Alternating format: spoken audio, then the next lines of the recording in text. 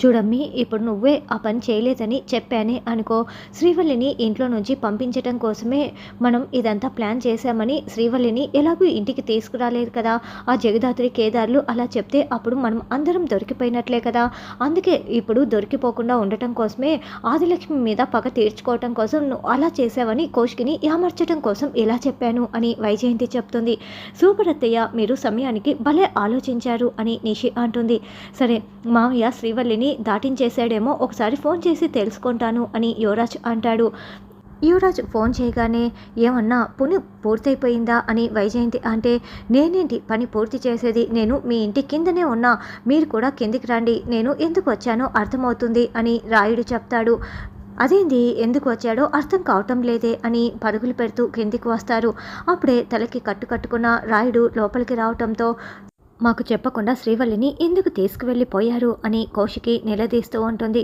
అప్పుడే నిషి అక్కడికి వచ్చి తలకి ఆ కట్టేంటి అని అడగటంతో, అసలు మీ మాట వినకుండా మీరు వచ్చే వరకు వెయిట్ చేయకుండా నేను అనవసరంగా శ్రీవల్లిని తీసుకువెళ్ళాను. శ్రీవల్లి కూడా నాతో వస్తానంటేనే నేను ఇలా తీసుకువెళ్లాల్సి వచ్చింది. కానీ దారిలో ఏం జరిగిందంటే రౌడీలు వచ్చి నన్ను కొట్టి శ్రీవల్లిని కిడ్నాప్ చేసి తీసుకువెళ్ళిపోయారు అని దొంగ ఏడుపులు ఏడుస్తూ నటిస్తూ రాయుడు చెప్తూ ఉంటాడు. అయ్యో, శ్రీవల్లి ఇప్పుడు ఇలా ఉందో ఏంటో అని కౌశికి కంగారు పడుతూ ఉంటుంది. అప్పుడే దాత్రి, కేదార్ లోపలికి వస్తారు. మీరు శ్రీవల్లి కిడ్నాప్ అయిన వెంటనే పోలీసులకి ఎందుకు ఇన్ఫామ్ చేయలేదు, కనీసం వదినకు కానీ మామయ్య గారికి కానీ ఫోన్ చేసి చెప్పాలి కదా, ఎందుకు చేయలేదంటూ ఇద్దరు నిలదీస్తూ ఉంటారు. ఏందమ్మీ పెద్ద పోలీసుల్లా మా ఆయనని నిలదీస్తున్నారు అని వైజయంతి అంటే, మేము నిలదీయటం లేదు అత్తయ్య గారు, అడుగుతున్నాము అని దాత్రి అంటుంది. అవును, మీరు అప్పుడే నాకు చెప్పి ఉంటే నేను పోలీసులకి ఇన్ఫామ్ చేసి ఉండేదాన్ని, ఇప్పుడు శ్రీవల్లి మన ఇంట్లో ఉండేది కదా అని కౌశికి అంటుంది. ఇప్పటికీ మించిపోయింది ఏమీ లేదు, ఇప్పుడే నేను పోలీసులకి ఫోన్ చేస్తాను అని కౌశికి చేస్తూ ఉంటే, అవసరం లేదు వదిన, బాబాయ్ గారు శ్రీవల్లిని ఇంట్లో నుంచి తీసుకువెళ్ళిన వెంటనే నేను పోలీసులకి ఫోన్ చేశాను అని దాత్రి చెప్పగానే వైజయంతి, నిషి నోరు తెరుచుకొని షాకింగ్గా వింటూ ఉంటారు. ఈ జగదాత్రి కంప్లైంట్ ఇచ్చింది, జేడి నా దగ్గరికి వచ్చి శ్రీవల్లిని పట్టుకు వెళ్ళిపోయింది అని రాయుడు మనసులో అనుకుంటూ ఉంటాడు. నువ్వెందుకు పోలీస్ కంప్లైంట్ ఇచ్చావని నిషి అంటే, నేను శ్రీవల్లికి ఫోన్ చేశాను, కాల్ తీయలేదు, ఈయనకి ఫోన్ చేస్తేనేమో కాల్ కలవలేదు, అందుకే డౌట్ వచ్చి నేను పోలీసులకి ఫోన్ చేశాను అని దాత్రి చెప్తోంది. ఏందిన్నో ఈ అమ్మి ఇలా చెప్తోంది అని వైజయంతి అడగటంతో, అవును, పోలీసులు నా దగ్గరికి కూడా వచ్చారు, ఆ పాటికే శ్రీవల్లిని ఎవరో కిడ్నాప్ చేసి తీసుకువెళ్ళిపోయారు అని రాయుడు చెప్తాడు. అసలు శ్రీవల్లి క్షేమంగా ఉందా లేదా, పోలీసులు కాపాడారా లేదా అని కౌశికి అడగటంతో, శ్రీవల్లిని పోలీసులు ఆల్రెడీ కాపాడారు వదిన, ఇప్పుడు ఇంటికే తీసుకొస్తున్నారు అని దాత్రి చెప్తుంటే, రమ్య వాళ్ళు శ్రీవల్లిని లోపలికి తీసుకువస్తూ ఉంటారు. ఏంటత్తయ్య, మన ప్లాన్ ఇలా రివర్స్ అయిపోయింది, అది ఇంట్లోకి వస్తుంది అని నిషి అంటే, అవునమ్మి నాకు అర్థం కావటం లేదు అని వైజయంతి అంటుంది. అక్క అక్క అంటూ శ్రీవల్లి రావటంతో, శ్రీవల్లి నీకేం కాలేదు కదా, మా శ్రీవల్లిని కాపాడి తీసుకొచ్చినందుకు థ్యాంక్ యూ సో మచ్ అని కౌశికి చెప్తుంటే, ఇదంతా కాపాడి చేసింది జేడీ మ్యామ్ అని రమ్య చెప్తుంది.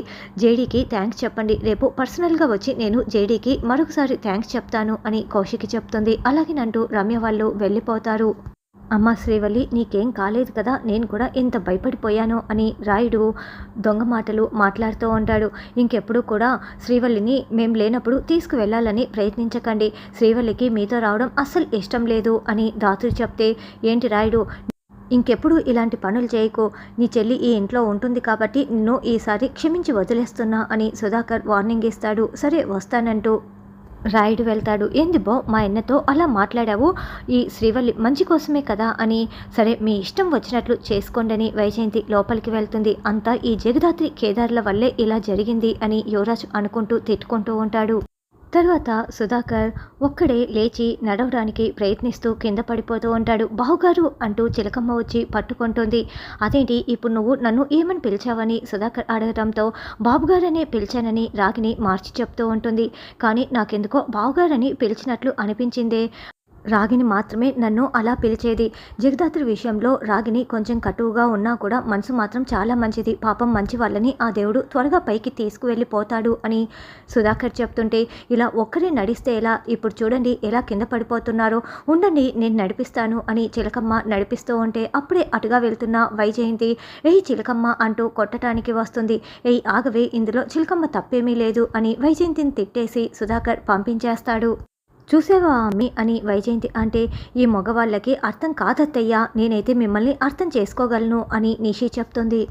తర్వాత శ్రీవల్లి గార్డెన్లో కూర్చొని కళ్ళు మూసుకొని ఆలోచిస్తూ ఉంటుంది. జరిగిన సంఘటనలన్నీ గుర్తు చేసుకొని అమ్మా అంటూ గట్టిగా కేకలు పెట్టడంతో ధాత్రి, కేదార్, కౌశికి పరుగులు పెడుతూ అక్కడికి వచ్చి, ఏంటి భయపడిపోయావా, మేమున్నాం కదా అని ధైర్యం చెప్తూ ఉంటారు.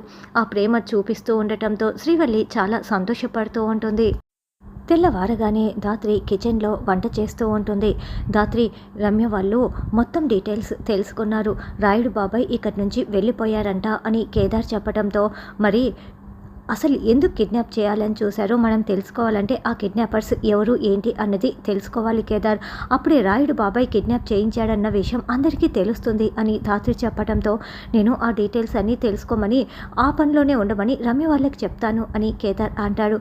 గుడ్ మార్నింగ్ మామయ్య గారు అంటూ ధాత్రి పలకరిస్తూ ఉండటంతో, ఏంటమ్మా నువ్వు రాత్రి అసలు ఎప్పుడు పడుకుంటావు, ఎప్పుడు నిద్రపోతావు, రాత్రి అందరూ పడుకున్న తర్వాత కానీ నువ్వు వెళ్ళి పడుకోవు, మళ్ళీ తెల్లవారి మేము రాకముందే అందరికంటే ముందుగానే వచ్చి అందరికీ పనులు చేస్తూ ఉంటావు అని సుధాకర్ అంటే, నాకు అలవాటైపోయింది మామయ్య గారు అని ధాత్రి అంటుంది.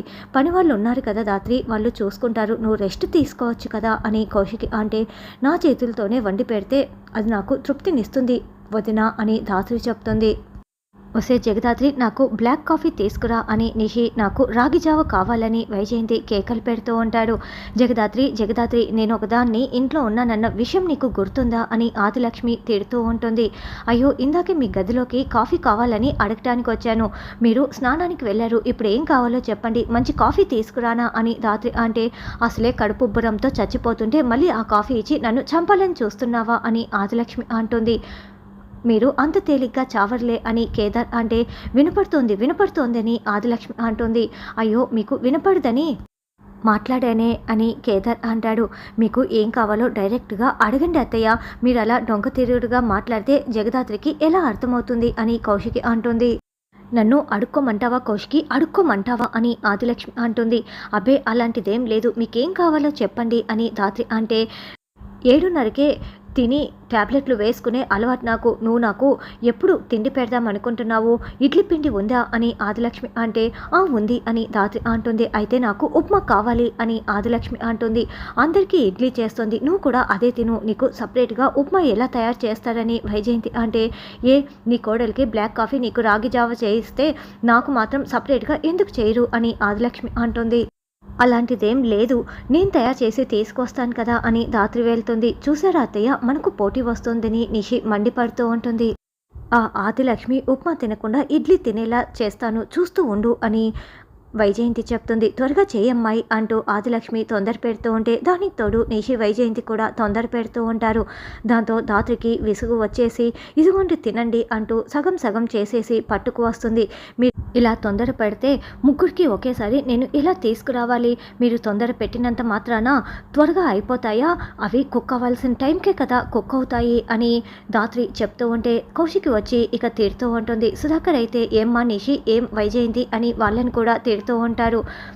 తొందర పెట్టకపోతే నేను రెడీ చేసి తీసుకొస్తాను అని ధాత్రి వెళ్తూ పొరపాటున కాలు జారి కింద పడిపోతుంది.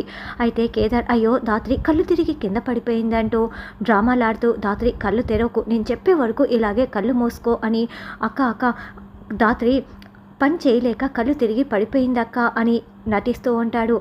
అయ్యో, సోఫాలో పడుకోపెడతాం అని కౌశికి కేదార్ ఇద్దరూ కలిపి సోఫాలో పడుకోపెడతారు. ఈరోజు వాళ్ళకి బుద్ధి చెప్పే టైం వచ్చేసింది ధాత్రి, నేను చెప్పే వరకు కళ్ళు తెరవకు అని కేదార్ మెల్లగా చెప్తూ ఉంటే, ఏదో వాళ్ళు పొరపాటున మాట్లాడారులే కేదార్, వద్దులే అని ధాత్రి చెప్తున్నా కూడా, లేదు నువ్వు నా మాట వినాల్సిందే అని కేదార్ పట్టుబడతాడు. మీ వల్లే ఇలా ధాత్రికి జరిగింది కాబట్టి ఇప్పుడు మీ పనులు మీరే చేసుకోండి అని కేదార్ చెప్పడంతో, అవునని సుధాకర్ కౌశికి కూడా చెప్తారు. దాంతో వాళ్ళు పని వాళ్ళలా పనులు చేసుకుంటూ ఉంటే వీళ్ళు నవ్వుకుంటూ ఉంటారు.